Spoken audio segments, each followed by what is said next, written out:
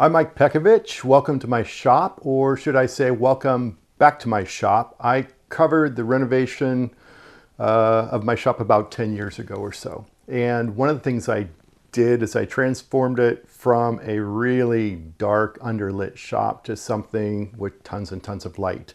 So when I first put everything in, everything looked about like this side of the shop. I just rejuvenated these lights recently. So nice, bright white lights.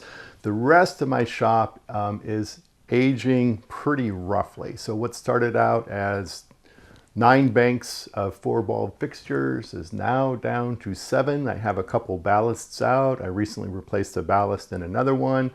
And you can see over in the corner, you know, I have lights of various color balances and intensities as they are kind of doing their thing. So, you know, we get used to working with what we have until a certain point where it's like, man, it would be nice to do something about this. So that's a big question. What do we do? A lot of us have shops with maybe once bright fluorescents, or maybe not as many fixtures as we want. What do? Do I make the investment in getting new ballasts and new bulbs to get bright again for a while, or do I look at a different technology? So this is a question I've been asking. Unfortunately, the answer I've been provided by someone who's much smarter about this kind of stuff than I am is to go with LEDs. And even with LEDs, the question is, okay, well, what do? I heard there's bulbs that just fit into my fixture. Yes and no.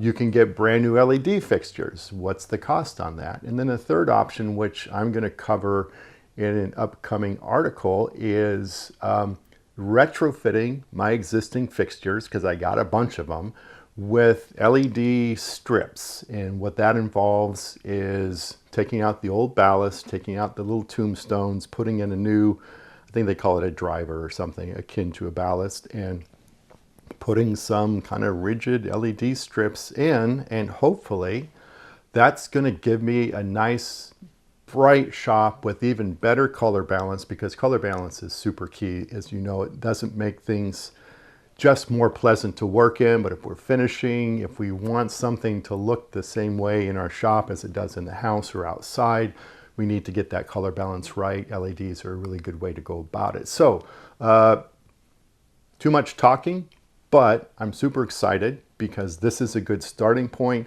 and I'm really looking forward to seeing what we end up with once we're done. So come on back for that and we'll see the difference. All right, thanks. Welcome back to my shop. Everything is nice and bright and white. I've got all 9 fixtures going again.